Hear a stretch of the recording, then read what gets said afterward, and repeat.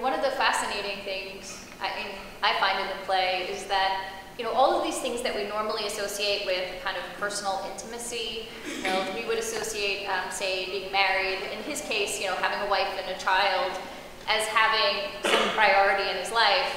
He, of course, is very nervous about, and at times sort of wants to set himself apart from those attachments. And what you start to see in the course of the play is the way that his enemies start to take the place of his personal attachments on the battlefield.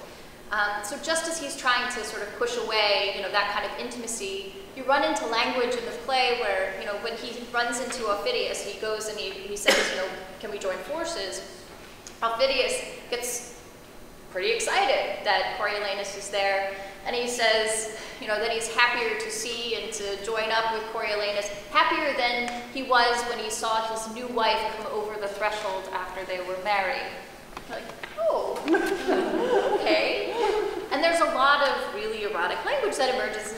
So you start to see, just as you push away these other kinds of intimate attachments, they kind of reform in these other areas. And you realize, of course, that Coriolanus needs his enemies too, right? I mean, you can't just, if you're a Roman warrior, you can't just go around vanquishing anybody you run into.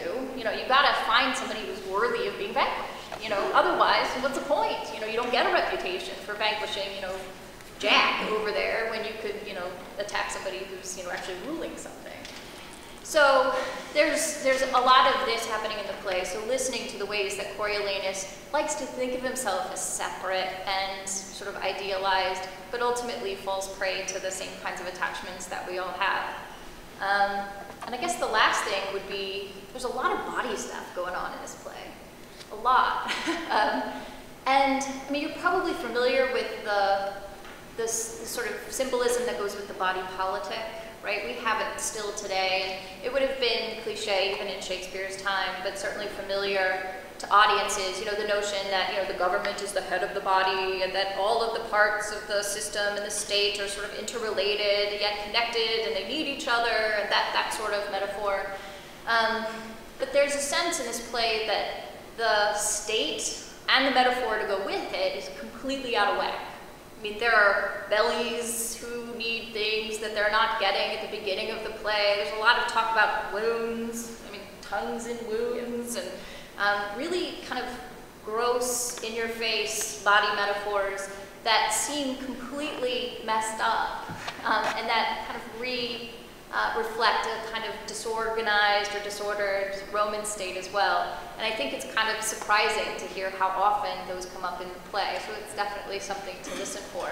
And Coriolanus' idea of his own body as being something completely separate from Rome, I think plays into that as well. I'm just talking. Question? Has anybody seen this play before? That's my question. Why is this play so very That's your question. For a long time, what was it, like 17th century? It was really one of the more popular plays and was performed very regularly, was very popular and successful. I think part of it is trends, things fall in and out of popularity, and you'll even see that on a small scale where all of a sudden everyone is doing 12th Night. And we're not copying each other, it's just all of a sudden there's a real trend for those light comedies.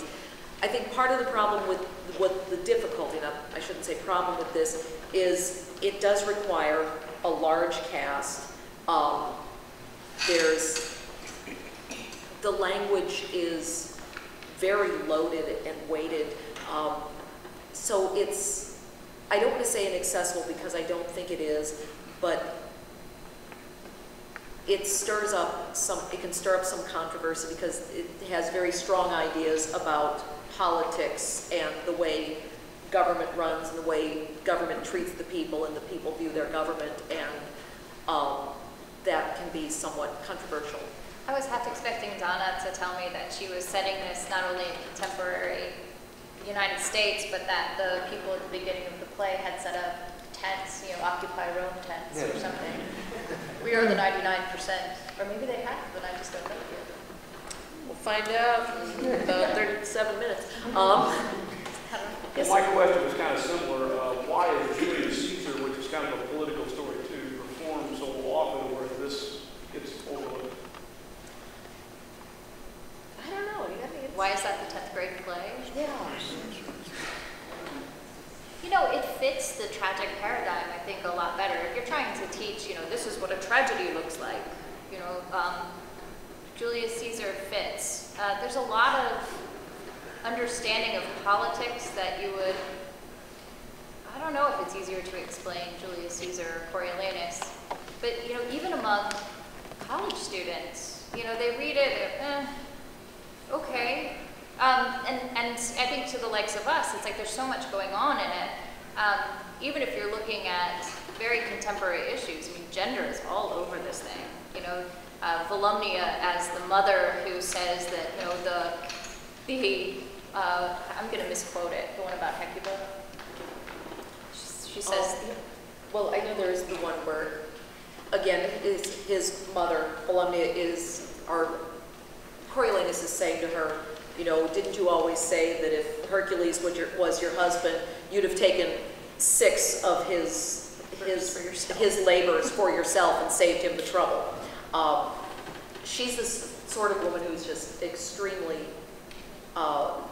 in another world, she would be a warrior. But getting back to your question, one thing that occurred to me that I think does make this play a little more challenging is there are no clear-cut good guys and bad guys and right and wrong. There's a lot of gray area in this show because Coriolanus, there's so much to admire in the man. He's an incredibly successful, courageous warrior, willing to give everything, give his life, give his blood,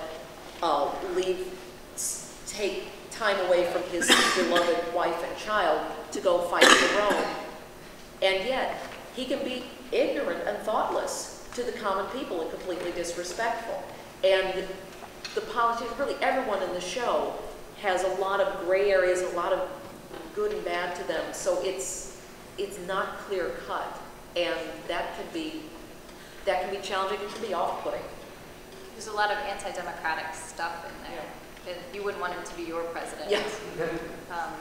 So, I mean, it's the idea that the people don't have a voice may not actually go with the civics lessons in 10th grade now that I think about it. But it's complicated. It's Shakespeare's last tragedy, and it's also his last well-known play.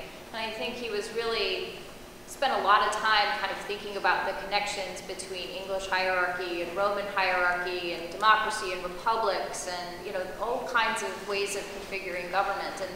And you know, this one, I think is messier in a kind of ideological way.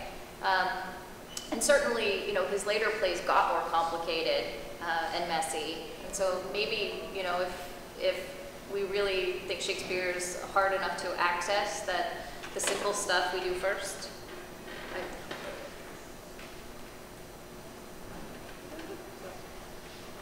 Oh, I didn't know if that was a question. I think we're giving the 5-minute sign. So any other questions before we wrap this up? Okay, well, I want to thank you for coming here early for the discussion. Please feel free at intermission, if you catch me in the lobby and have any other questions or observations, feel free to stop me. Also, I want to put a quick plug in. We do have 3 more wonderful shows coming up this season, so hopefully this will just be a nice appetizer for you. On the opposite end of the spectrum, following this, we have the complete works of William Shakespeare Abridged. If you haven't seen it, you should. It's hilariously funny. 3 actors do all of Shakespeare's 37 plays and the sonnets in 90 minutes. It's done at a dead run. Following that, we have A Midsummer Night's Dream. Those will all be here at the Grandel. And then in the spring of 2013, we'll be doing As You Like It. So thank you very much, and we hope you enjoy the show.